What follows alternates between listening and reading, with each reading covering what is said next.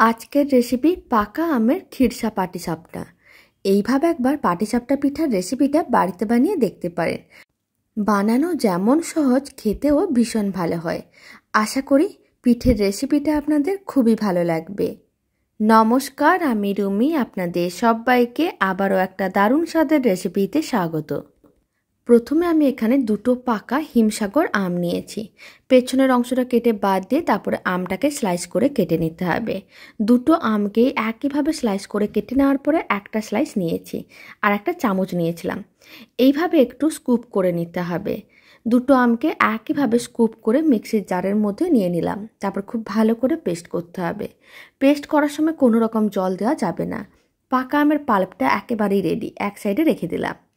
এবার একটা mixing bowl নিয়েছি, তার মধ্যে দিয়ে দিচ্ছি মেজারিং কাপের 1 কাপ ময়দা আর অল্প একটু লবণ, 1 চিমটের একটু বেশি, আর দিয়ে দিচ্ছি 2 চামচের মতন চিনির গুঁড়ো, আর দিয়ে দিচ্ছি 4 চামচের মতন আমের পাল্প। আমের পাল্প খুব বেশি দেওয়ার দরকার নেই, তাহলে কিন্তু পাটিসাপটা পিঠেগুলো ফ্রাইং প্যান বা তাওয়ার মধ্যে আটকে যেতে পারে। 4 চামচই দিতে হবে। আর দিয়ে দিতে হবে বেশ কিছুটা পরিমাণ দুধ। তারপর সমস্ত উপকরণ খুব ভালো করে মিশিয়ে একটা পাতলা ব্যাটার রেডি করে নিতে হবে। এখানে 1.5 কাপ দুধের প্রয়োজন পড়েছে। মিশ্রণটা একেবারে রেডি হয়ে গেছে, এক সাইডে রেখে দিলাম। এবার একটা ফ্রাইং প্যানের মধ্যে মেজারিং কাপের 1 কাপ জল নিয়েছি, তার মধ্যে দিয়ে দিলাম 1/2 কাপ গুঁড়ো দুধ। এখানে 100 গ্রাম গুঁড়ো দুধ আছে।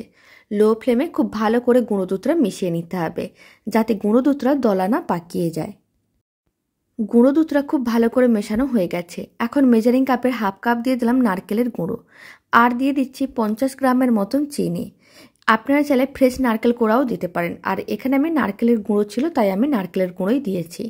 সমস্ত কিছু একসঙ্গে খুব ভালো করে মিশিয়ে নেওয়ার পরে 1 চিমটের মতন এলাচ গুঁড়ো দিয়ে দিলাম। এলাচ গুঁড়োটাও খুব ভালো করে মিশিয়ে নিতে হবে।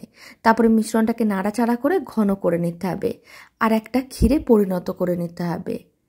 প্রায় 6 থেকে 7 মিনিট মিডিয়াম ফ্লেমে নাড়াচাড়া করে নিয়েছিলাম। আপনারা দেখুন মিশ্রণটা বেশ ঘন হয়ে গেছে আর ক্ষীরে পরিণত হয়ে গেছে। এবার ক্ষীরটাকেও এক সাইডে রেখে দিলাম। পাটিসাপটা পিঠাগুলো বানিয়ে নেব। তার জন্য কিছুটা পরিমাণ তেল নিয়ে খুব ভালো করে ফ্রাইং প্যান বা তাওয়ার মধ্যে ছড়িয়ে নিতে হবে। তারপরে কিছুটা পরিমাণ ব্যাটার দিয়ে ভালো করে তাওয়া বা ফ্রাইং প্যানের মধ্যে ছড়িয়ে নিয়ে ফ্লেমটা মিডিয়ামে রেখে 1 মিনিট রেখে দিতে হবে। 1 মিনিট পরে দেখুন ওপরের অংশটা শুকনো ভাব চলে এসেছে। তখন যে ক্ষীরটা বানিয়ে রেখেছিলাম সেখান থেকে কিছুটা পরিমাণ ক্ষীর নিয়ে এইভাবে লম্বা শেপ দিয়ে দিয়েছিলাম। একটা সাইডে রেখে দিতে হবে আর এইভাবে পাটিসাপটা পিঠেগুলোকে ফোল্ড করে নিতে হবে। দারুণ স্বাদের পাকা আমের পাটিসাপটা পিঠের রেসিপিটা বাড়িতে বানিয়ে দেখতে পারেন। বানানো যেমন সহজ, খেতেও ভীষণ ভালো হয়।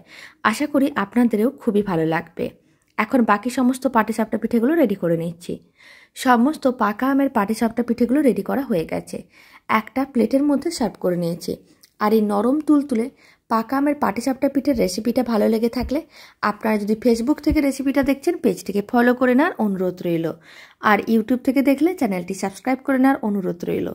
পাশে থাকা বেল আইকনটি প্রেস করে নেবেন নতুন রেসিপির আপডেট সবার আগে পাওয়ার জন্য। তো চলুন, ভিডিওটা আমি এখানে শেষ করছি। আপনারা সবাই ভালো থাকবেন, সুস্থ থাকবেন। আপনাদের সঙ্গে আবার নতুন রেসিপি নিয়ে দেখা হচ্ছে।